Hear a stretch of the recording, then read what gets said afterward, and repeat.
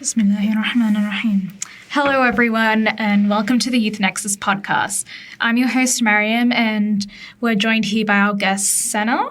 Hi, guys. And Ria. Hi, guys. And today we'll be discussing our experiences with volunteering and what it means to us as Muslims. So I'm just going to go through my list. That's a couple of questions, and I want you guys to answer those questions and talk about your experiences. So the first question is, what motivates you daily to get up and volunteer? Volunteering is something that is taken from our free time. So what is that motivation that makes you do it and get up every morning? Want to go first, Sana? Sure thing. I'd say giving back to my community and since I've been raised with people that have been already doing that kind of work, I just want to carry on their legacy and gather Muslims back together or invite new Muslims to come and connect together and just expand and stay close to Allah in some way.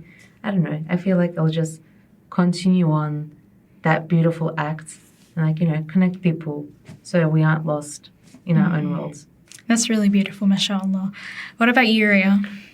So what motivates me to volunteer is I can say the community, the people around me, especially the community I grew up with, through Galaxy Foundation, through Amity College Pastoral Care Department, from Youth and Nexus. It's and it's also the girls motivate me, my family motivates me, because they know that there is a potential where I can give back to the community because I've been learning it since I was a little kid. Yes, and we'll discuss those organizations. You mentioned it in more detail later on, but that's really beautiful that both of you, the community aspect is such a big motivator for volunteering. And I think that's also helped me volunteer and motivate me to volunteer because I feel like I found such a great community in volunteering, and I'm really happy that I picked this up. You can also connect your skills and work together and stuff. That aspect is also really good. Yes, that actually leads into my next question about the kind of relationships and skills that you can build through volunteering. So I just want to ask, what kind of skills and relationships have you built during these times? Crazy. I'm one step ahead. I'll say that I've worked with different people during this time, especially in Youth Nexus. We've been working before pause, can you describe what Youth Nexus is about and what kind of stuff you do? So basically it's just a youth organization with a bunch of people, alumni, students from Amity or other communities that just kind of came together from friends and stuff, and they just work together to build, I guess, a bigger community, a giving back community, which is really nice. It's really fruitful. And I'm actually part of the design team. Oh. And I don't know, I find it really rewarding, especially seeing your work out there, people wearing your things, the shirts and whatnot, or the badges, or, when you have merchandise being out there. It's really rewarding to see that, and having to, I guess, talk with different people and manage that kind of stuff, that kind of work. It kind of gets you into different skills as well, leadership, teamwork.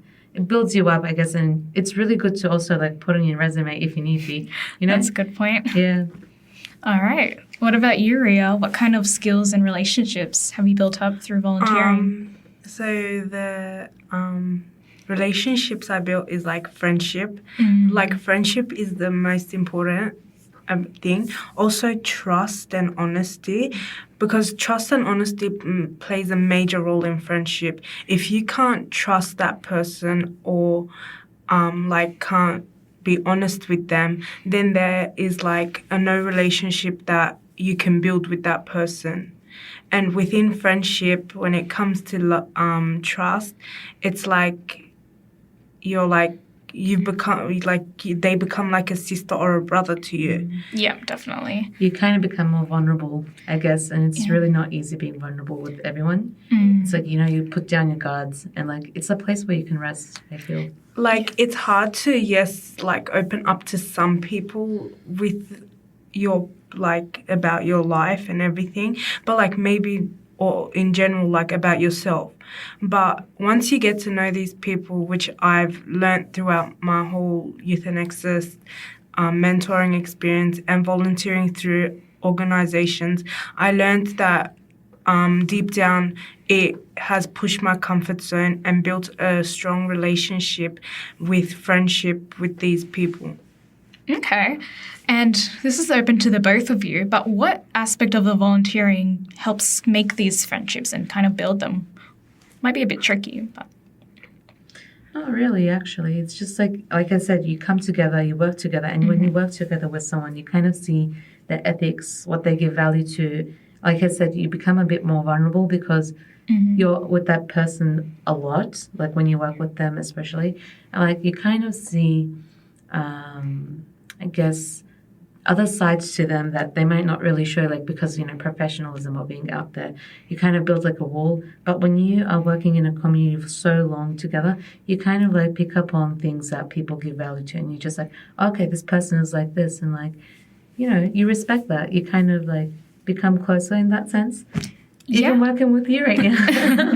Yes, I definitely agree. And I think it doesn't just help build a relationship with your co-volunteers, it also helps build relationships with the people you're like mentoring in a way, if you're doing volunteer mentoring or even, depending on the type of volunteering. Or even just like the activities that we do. Like, the camps, they're amazing. Like I feel like every time I get closer, like it builds like this sort of structure between the friendships that we have. So it's like no one's like being rude to one another. It's like everyone's just like following through the rules and like instructions so that everyone can get together in a harmonious way.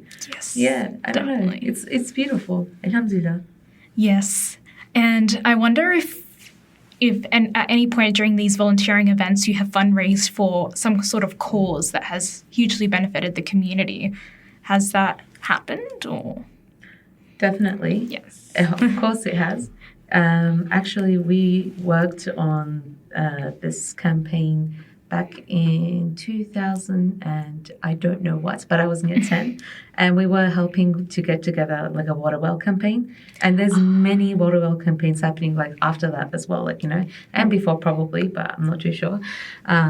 People just come together, like they put up movie nights or they have like cotton candy sales, or people bring things from home together and like they discuss these in group chats and be like, okay, let's do this and let's do that. How can we like get people to bring some sort of, inputs into these projects so that we can actually take something and build that well together, It's not just the money, but like also like different like actual efforts, I'd say. Yes, and I've actually, for our cohort, we also built a well and raised money for a water well, and we actually went to Cambodia afterwards and visited the well, and it was really rewarding to see all the people and how they would benefit for it. So I think that's one thing that definitely benefited. I remember like one time I volunteered to fundraise for the orphanage where they wanted to open a girls' dormitory, yes, in Cambodia. Or refurbish it.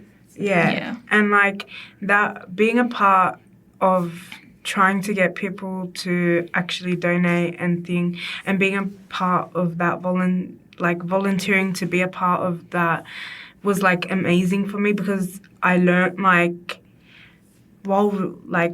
that yes, like everything doesn't have to involve money, but it also like involves communication and like actually contributing one by one our ideas and then discussing those ideas to make it better and how it can benefit us. Group work. Yes. Actually, going back to that, we also did this one play with my year level, and I think in year 11 or year 10, I'm not too sure, but we like made a play, and then that play we did it again in Kasua Powerhouse. So it was like so requested by the community. They were like, we want to see it again. I think I remember that play. We did a play together like that with like, my classmates and stuff like that. And Riveda Hojam, she was leading it. Like, she's my role model. I genuinely appreciate everything she's done. And I've always aspired to become like her and like, just continue on what she does. I guess like she touches me a lot. Like, I'll say that. Yeah. That's really sweet. She's very precious. Yeah. And sorry, can I just ask, what were you fundraising for that play? That was also something similar, like to what Ria said about the refurbishing or like the building of Dormitory? or an orphanage. Yeah, that's how the whole concept of orphaned came out. Yeah. Yeah. Okay. Yeah, and I also remember one year where I volunteered for the cataract campaign. Yeah. I remember doing that campaign as well. I think we did it in year together. 7 and 8. I don't remember what year, but that also like helped me, and like it helped me understand what those people were going through, and like the empathy and sympathy that I had towards them. Like I wish like I can like It's hard to like explain. help more, and like how I can benefit as a better person by learning through their experiences. Yeah, definitely. And I think this kind of leads to the next question, which is like the type of challenges that we have to overcome to make these events happen, to keep volunteering. So what's like an obstacle that you may have faced during your time volunteering or fundraising or whatever it may be, and how have you overcome it? I guess this comes down to relationships again with people, like, you know, boundaries and what people say on time or not do on time, etc. Like, you know, if you don't communicate, it can become a bit of an issue. And you may not want to hurt that person, of course, but like it kind of still does affect you. And sometimes some people feel a bit set back from these things. But again, like we shouldn't take it as an attack necessarily, but maybe something that we need to go through to grow and become better as people. You know, nothing happens without a reason. I believe that sincerely. Like Allah doesn't, you know, let anything happen without some good in it. There's probably something beneficial in that thing. If someone like hurt your feelings, there's probably some good in that. Maybe you were supposed to somehow overcome it and not look so deeply and personally into it, because people have like their own personal issues anyway. So most of the time, as you grow older and as you communicate with these people more or handle these type of people, you realize that, hey, like, you know, it's okay. Like, you just kind of overcome it and you come back. Sometimes, taking a break is okay, but you could do other sorts of acts of service. It doesn't have to be always just one way of giving. Yes, definitely. There's multiple different ways. Also, like an obstacle can be is like coming out of your comfort zone. That's definitely really important. And if you don't come out of your comfort zone, then yes, you're gonna face like so many obstacles. Like communication is like one of them. If you don't become comfortable with talking with other people, and you volunteer at these programs and you're like, you don't want to do anything. So what's the point of volunteering if you can't come out of your comfort zone to communicate with people? And also, like with comfort zone, it comes with your own personal, like your own characteristics. And also an obstacle like that can also lead is the community. Sometimes there will be this problems where the girls go or boys go, oh, like, no, this idea is better, this idea is that, no, your idea is like thing. And in order to overcome it, we just have to like compromise. And like when you're volunteering, the most important thing is having the intention of being here just for the sake of Allah, and like trying to like not let those negative impacts ruin your day or your life or the program in general. Yes, definitely. I think for you, most of the challenges you've talked about have been very people-based, which, those are definitely some of the difficult parts. But in my experiences with volunteering, a lot of them are the more practical elements. I've developed a lot of skills through volunteering, but before I volunteered, when I was just a newbie, I couldn't do most things. So, for example, I volunteered at ISRA, which is an Islamic research organization. And I was helping them prepare lunches for their school talks that they do sometimes to talk about Islam. And I couldn't. I'd never been in the kitchen in my life. So I remember I was just trying to find a way to chop like carrots, to like organize these lunches properly. Eventually I got there in the end, which I guess leads back to the people aspect, because there are other people to help me do it. There's always the people. You can't get away, like, you know, when there's a community. But that's okay. Same thing, like I was doing designs for ISRA at one point in my first year of uni. I won't say they were the best, but like, I was helping with the social media posts and quotes and stuff like that. And I remember working with a designer, like, from I forgot her name. It was so bad, but she was like guiding me. Like, that taught me to be more confident in my work and like, just put things together and do like my own research before actually putting a piece together, for example. But yeah, the more you learn, I guess the more you do. Yeah, I guess it really does come back to that people aspect when it comes to overcoming the kind of challenges. Yeah. All right. Which I think we already talked about this a bit, but describe a time when you've collaborated with others. Can we give like maybe a different example? Perhaps. Just trying to think on the top of my head where... like a time. I've worked with people from Saga, I'll say. Yes. Ex-Saga people. But okay. Yeah, they started like a business kind of thing. Maybe you guys have heard of Flourishing Lives. It's kind of on pause right now. I was doing like their designs and pretty much a little bit of helping with the social media. Like we did a partnership with Mishti Kaushal. And that went well. And you kind of see like, what you can do, what you can't do, and that some things need to be like kind of written and like, discussed before actually going into the project. You just kind of get experience, I guess.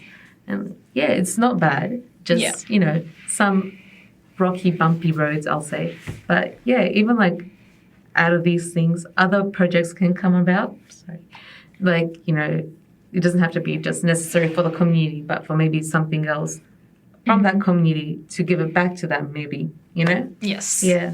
One time for Galaxy Foundation, like I think... Can you just describe Galaxy a bit? Galaxy Foundation is like something that... How do I describe it? It's for like the school's parents and things, like the Turkish parents and stuff. So it's about, that community. It's about the Islamic aspect. Yeah, it's more Islamic. So like Quran and discussion-based things, Yeah. And I volunteered in an event that they had during the year. I don't remember when. It's where where Galaxy Foundation people invited firefighters. Oh, my dad's a firefighter. Yeah. Oh, we're in there together. Yeah.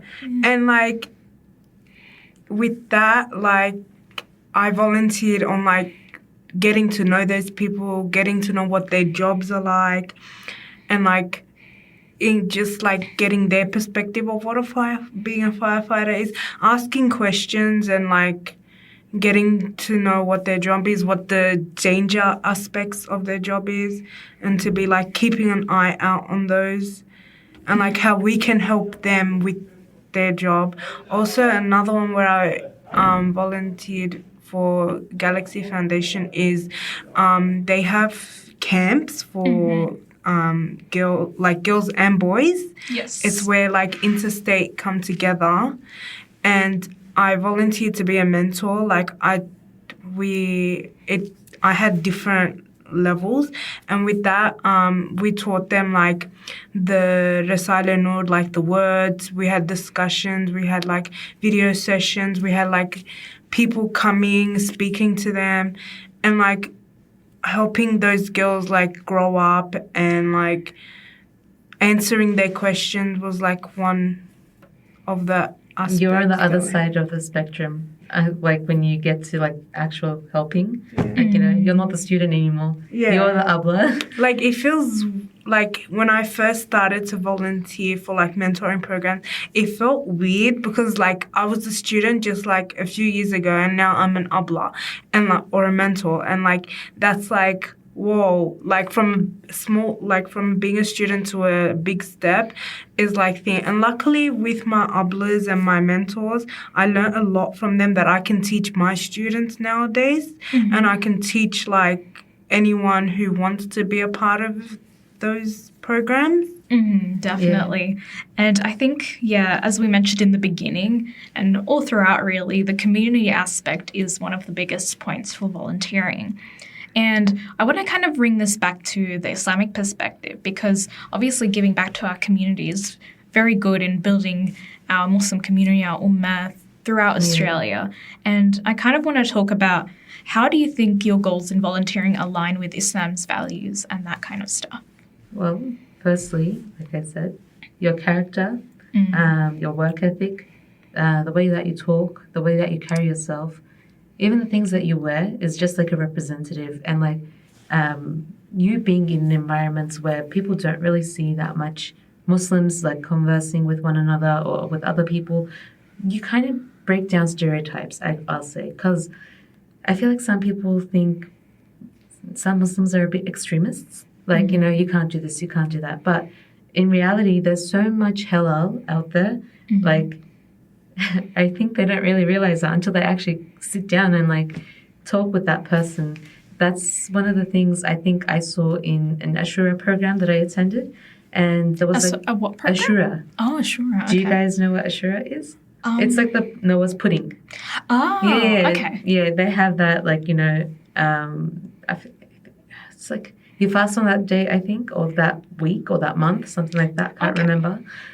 And then it's like these people would come and put like a mix of fruits, like after they boil them into separate pots, they'll mix them into one pot. And it's like the whole point is that, like the whole, I guess, concept behind the Ashura or Noah's pudding is that even though you're differently raised, you can come together into one cup, you know? Oh, that's really sweet. Yeah, and it's also because I think after Noah got up onto that boat, like, on the hill, whatever. Oh, yeah, the ark. The ark, there we go. Like when he landed, I think the only thing they had was like fruits and stuff, and they just like mix it together, and like that's how the whole pudding thing came together. Oh, but yeah, that's really sweet. But yeah, you were mentioning before about how it kind of inspires and like lift the stereotypes. Yeah. And I think volunteering especially within like the Muslim community is very important to help educate, to help our youth grow, because there's a lot of challenges for young Muslim people in Australia right now. So I think being in these like volunteer environments and mentoring these like children, and just even volunteering in events where they might attend, it's so important, and it helps them grow so much that we don't realize. And I think, that's really good that you mentioned that. I say mindset as well. Yes. Because with minds, like if you're focused and with my experience with mindset is that like I always like take a deep breath and like think, and I always like go, I'm only here for the sake of Allah. Yes, there might be issues, but yes, I can overcome them. But if I have that mindset of positive thinking, I'm sure like it'll help a lot.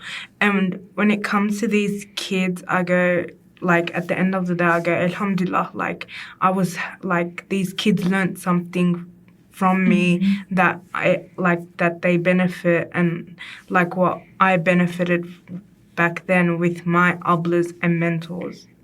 Yeah, intention is one of the most important parts, because it shows that you're truly doing this for Allah subhanahu wa ta'ala, and that's one of the most important things. So do any of you have anything else you want to add to this discussion?